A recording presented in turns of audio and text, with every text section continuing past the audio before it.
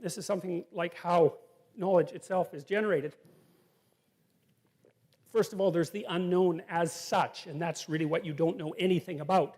And generally, when you encounter that, you don't encounter it with thought. You encounter it like this, right? And that's the first representation of the absolutely unknown. It's something that is beyond your comprehension, and it's terrifying. And because it's beyond your comprehension, you cannot perceive it, you cannot understand it, but you still have to deal with it. And the way you deal with it is that you freeze. That's what a basilisk does, say, to the kids in Harry Potter, right? They take a look at it and they freeze. And that's the snake, the terrible snake of chaos that lives underneath everything. You see that thing freezes you. And that's because you're a prey animal. But at the same time, it makes you curious.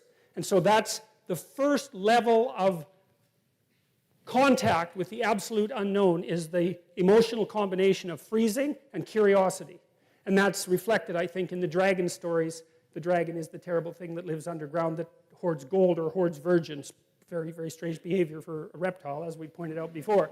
But the idea is that it's a symbolic representation of the predatory quality of the unknown combined with the capacity of the unknown to generate nothing but novel information. And it's you can see that as very characteristic of human beings, because we are prey animals. But we're also unbelievably exploratory, and we're pretty damn good predators. And we occupy this weird cognitive niche. And so one of the things we've learned is that if we forthrightly confront the unknown, terrifying as it is, there's a massive prize to be gained continually. And so that seems to be true, right?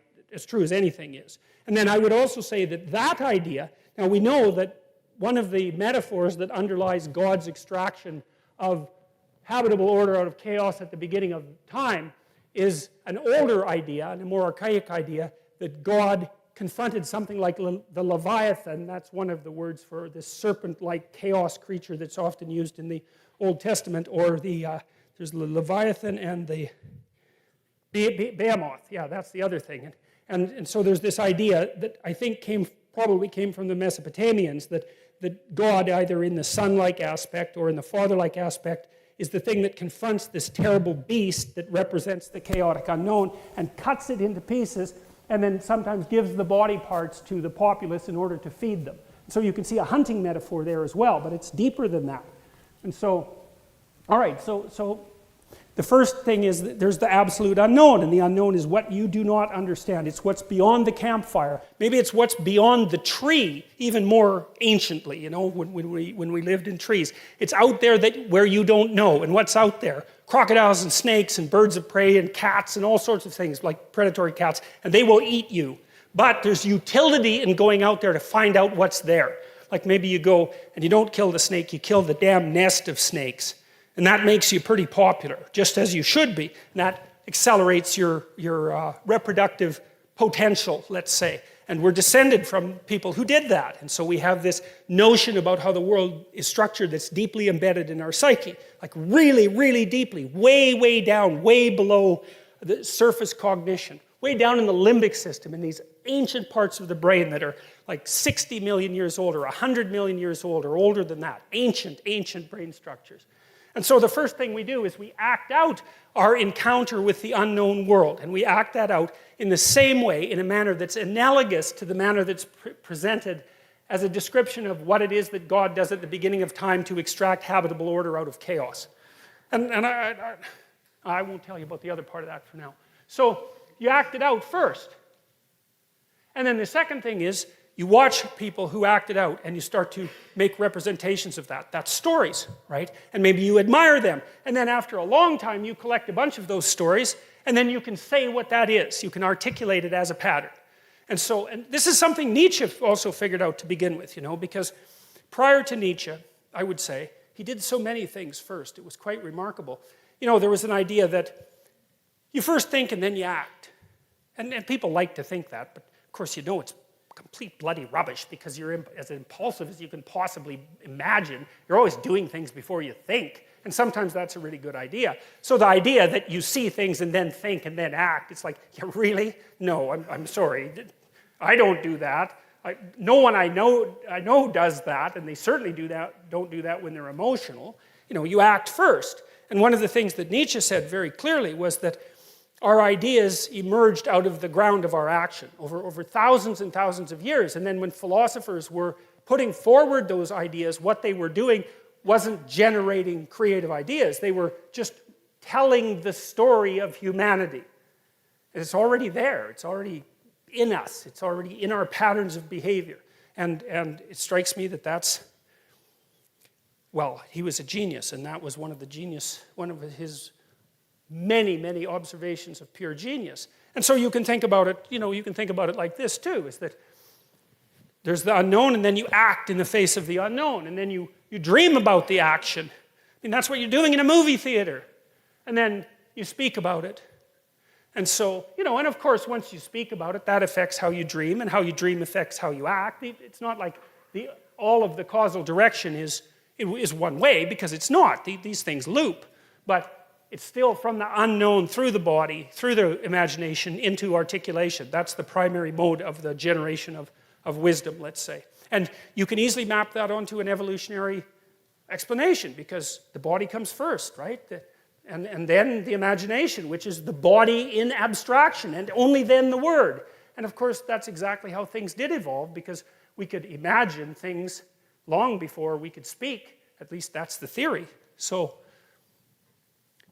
and I represented it. This is an image from my book, Maps of Meaning. And so the idea is that this is the fundamental representation of the unknown as such. It's half spirit, because it partakes of the air like a bird, and it's half matter, because it's on the ground like a snake. And that's what you think is there when you don't know what is there. That's how your body reacts to what's there when you don't know what is there. You know that too, because if you're alone at night, and maybe you're a little rattled up for one reason or another, maybe you watched a horror movie and, there's some weird noise in the other room, it's dark, and you could just try this once. It's like, so you're on edge, you think, you want to turn the light on and go in the room and see. Don't do that. Just open the door a little bit and sneak your hand in.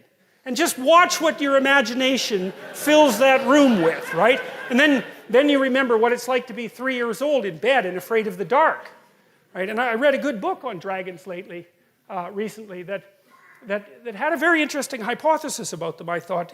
One of the things the guy did was track, I can't remember his name, unfortunately, track how common the image of the dragon was worldwide. It's unbelievably widespread. It's crazily widespread. And he thought that this was actually the category of primate predator. And the predator was, so predator is a weird category, right? Because like there's crocodiles in it and there's lions, and they don't have much in common except they eat you. So it's a functional category. And so this is the imagistic representation of the functional category of predator. And his predator theory was, well, if you're a monkey, then a bird would pick you off, like an eagle. And so that's this, right? And then if it wasn't an eagle, it was a cat, because they climb trees and give you good chomping. And then if it wasn't a cat, then you go down on the ground and a snake would get you, or maybe a snake would climb up the tree, because snakes like to do that, and get you. And so that's a tree, cat, snake, basically. Tree, cat, snake, bird. And that's the thing you really, want to avoid. You don't want to come across one of those. And then, the other thing it does is breathe fire, which is quite interesting, because obviously fire was both greatest friend and greatest enemy of humanity. And we've mastered fire for a long time. It might be as long as 2 or 3 million years. That's what Richard Wrangham, I think it's Wrangham, he wrote a book recently on, I think it was Wrangham, who wrote a book on when human beings learned to cook. That was about 2 million years ago. And cooking increased the availability of calories. You know how chimpanzees are sort of shaped like a big, like they're ugly. They're shaped like a big bowling ball, They look really fat, and they're short and they're wide, and that's because they have intestinal tracts that are like, 300 miles long. And the reason for that is because they have to digest leaves. And so you go out in the forest and sit there and eat leaves for a whole day and see how that works out for you, They have no calories in them. So chimps spend about, I think it's 8 hours a day chewing. And it's because what they eat has no nutritional value, and then they have to have this tremendous gut in order to extract anything at all out of it. And human beings at some point just thought, oh, to hell with that, we'll cook something. And then we traded our gut for brain, which, more or less has worked, and I think it's made us a lot more attractive as well.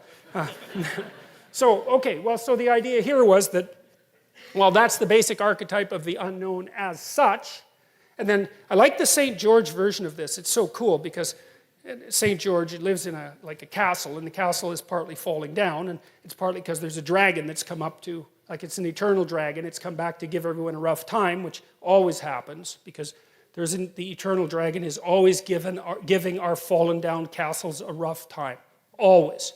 And so then St. George is the hero who goes out to confront the dragon, and he frees the virgin from its grasp. And I would say that's a pretty straightforward story about the sexual attractiveness of the masculine spirit that's willing to forthrightly encounter the unknown. It looks just straight, looks like a straight biological representation to me. And it's a really, really old story, right? It's the oldest written story we have, and that's basically the Mesopotamian creation myth, the Enuma Elish, which basically lays out precisely that story. And it's replayed. I mean, I bet you the moviegoers among you, especially the ones that are more attracted to the superhero, the really flashy sort of superhero type movies, you've probably seen the St. George story like 150 times in the last 10 years. You never get tired of it because it's the central story of mankind. So you've got the unknown as such, and that is what you react to with your body in the existential terror and extraordinary curiosity are gripping you. And then it's like the unknown unknowns that, who's the politician under Bush? Rumsfeld. Yeah, I think the reason that phrase caught on so well is because he nailed an archetype. There's unknown unknowns and there's known unknowns. And that's the unknown unknown. And you have to be able to react to an unknown unknown because they can get you. And you can't just plead ignorance because then you're dead. That doesn't work. Like, human beings are the sort of creature who has to know what to do when they don't know what to do. And that's very paradoxical. And what we do is we prepare to do everything.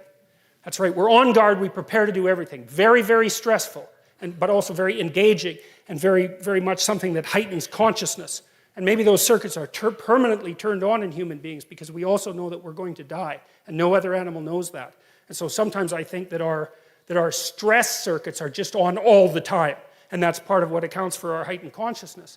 So you have your unknown unknowns, and then you have your you have the unknowns that you actually encounter in the world, like the mystery of your romantic partner when you have a fight with them. It's like, well, we're having a fight. So who the hell are you? I mean, you're not the absolute unknown because I know something about you, but you're the unknown as it's manifesting itself to me right now, right? And then there's the known that we inhabit, and then there's the knower. And the known is given symbolic representation, as far as I've been able to tell, in patriarchal form, in the form of male deities. And the unknown, as you encountered, is given feminine form. So we won't get into that too much, but if you're interested in that, you could look at my Maps of Meanings lectures, or maybe take a look at the book. But I think it's a good schema for religious archetypes. I've worked on it a long time. It seems to fit the Jungian criteria quite nicely. It maps nicely onto Joseph Campbell's ideas. He got almost all his ideas from Jung, however. And it also makes sense from a biological and an evolutionary perspective, as far as I can tell. And that's a lot of cross-validation, at least in my estimation.